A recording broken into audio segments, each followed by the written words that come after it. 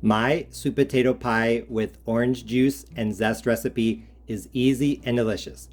Based on the Abby Fisher recipe from the 1800s, this old-fashioned Southern-style dessert is full of flavor. Let's go over the ingredients.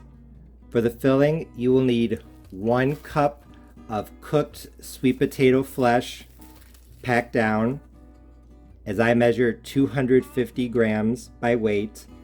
What I did is I took 2 pounds of raw sweet potatoes with the skin on.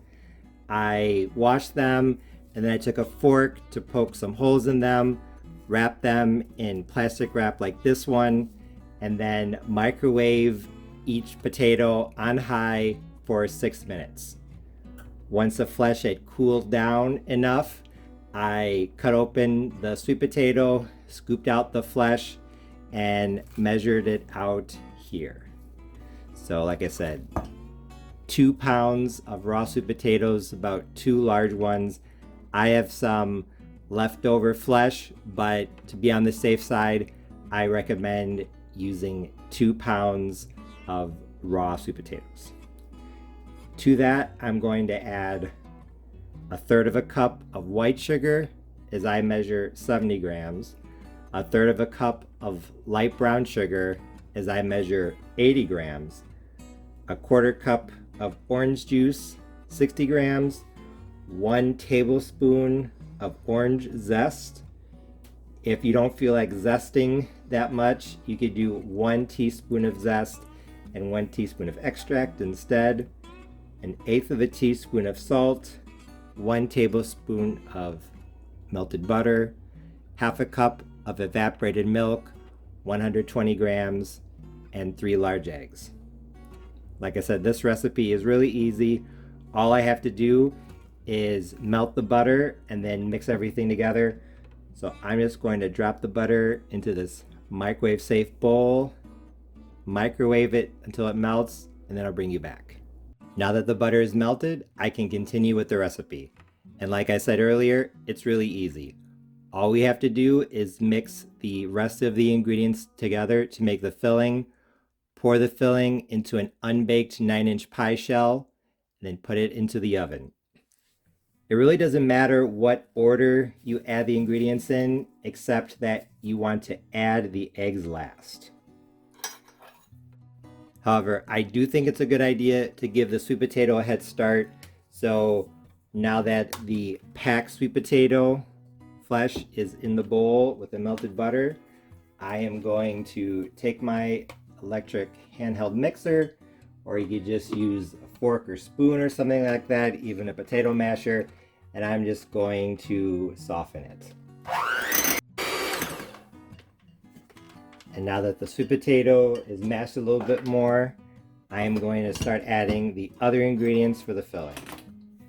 So I'm just going to start with the sugar, and like I said, the eggs last, because you want to be able to taste the filling safely without eating raw eggs. And also, if you melted the butter in a microwave safe bowl, the bowl might be hot and you don't want to add raw eggs to a hot bowl with hot butter because you might accidentally cook them. A cup of evaporated milk, the orange juice, this is freshly squeezed, 1/4 cup. You can see the pulp, a little bit of salt to bring out the flavor, and like I said, the 1 tablespoon of zest. I think it's better with all zest. It is a lot of work to zest maybe 2 or 3 large oranges, but sometimes a little bit of extra effort in the kitchen is required to get something that is truly amazing. So here I'm just going to put this off to the side. Beater back on, cream it a bit, then taste it, and then adjust the sugar or add some other seasoning if I desire. There, as you can see, the sweet potato is a lot smoother now. The liquid made it easier to cream it. I'm just gonna taste it. Super flavorful. Orange and sweet potato and brown sugar go together very well.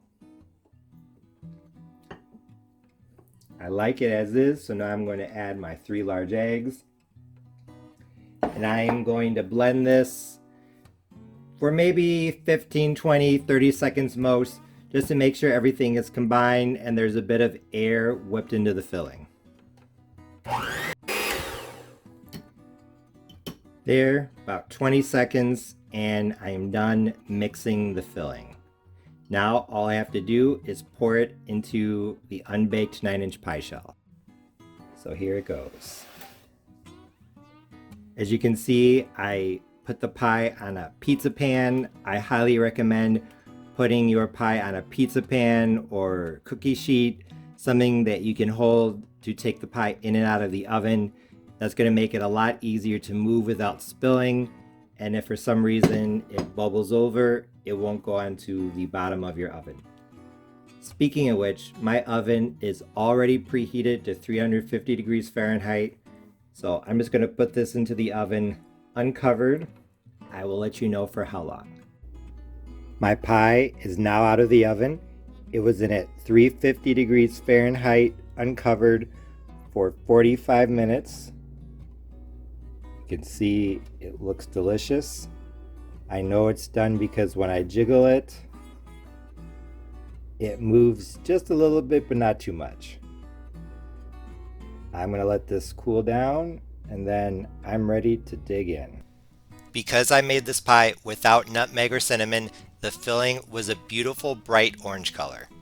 Together with the golden brown crust, this pie had a great old-fashioned look that made me want to dig in as soon as possible. And when I took my first bite, I knew that my southern style sweet potato pie with orange juice and zest recipe was a big success because it tasted absolutely delicious. Although the flavor is really hard to describe, I would say it's sweet potato but with the fruitiness in the background that brought out the sweet potato flavor in a way that you would not expect. Using half light brown sugar added a nice touch of molasses in the background that added a depth of flavor without competing against the main stars of the show. Speaking of sugar, I felt like this pie had just the right amount of sweetness. It was sweet enough to definitely be a dessert and be satisfying as a dessert without being overpowering or being so sweet that the sweetness overtakes the flavor. I also really liked the texture. It was soft and creamy with small chunks of sweet potato here and there, letting you know that this was definitely an old-fashioned homemade pie. Together with the crispy, crunchy, slightly buttery crust, this pie tasted amazing. Going back to the texture for a minute, as I take out this first slice, you can tell that the filling was nice and firm while still also being soft, so it held its shape perfectly when I cut it. So in short, this sweet potato pie with orange juice and orange zest was absolutely perfect in flavor, texture, and appearance. Since I didn't add any spices like cinnamon or nutmeg, it was definitely very different from a standard sweet potato pie, but I actually like it that way because, in my opinion, most sweet potato pies taste very similar to pumpkin pies, so why have two pies that taste almost the same? And as I already pointed out, but that you can see better in this close-up, the color was incredible. Really bright, rich, eye-catching orange, and that was because I left out the spices. And even though my recipe is different from most southern sweet potato pies here on the internet, it is actually inspired by a very old recipe. In 1881, an emancipated slave named Abby Fisher wrote a cookbook called What Mrs. Fisher Knows About Old Southern Cooking. And in that book, there's a recipe for sweet potato pie that leaves out all of the normal spices and instead adds orange juice and orange zest. Although I think that a lot of people would be hesitant about adding citrus to sweet potato, I always add lemon zest whenever I make pasta frolla, a type of pie from Argentina that can have sweet potato paste as a filling. I know it sounds odd, but it's really good. So that's why when I saw this recipe, I knew I had to make a modern version because those two flavors would be really good together. Although I think that this recipe is perfect as is, I'm curious about trying lemon. So if you make this recipe and you substitute lemon for orange, let me know how it turns out. I know I've already said this, but I can't emphasize it enough.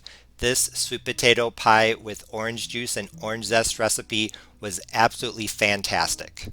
It's based on an old-fashioned southern recipe that seems to have been lost, but I hope that you give it a try because it is amazing. It would be the perfect pie for your Thanksgiving, Christmas, or other holiday table. As always, thanks for watching. See you next time.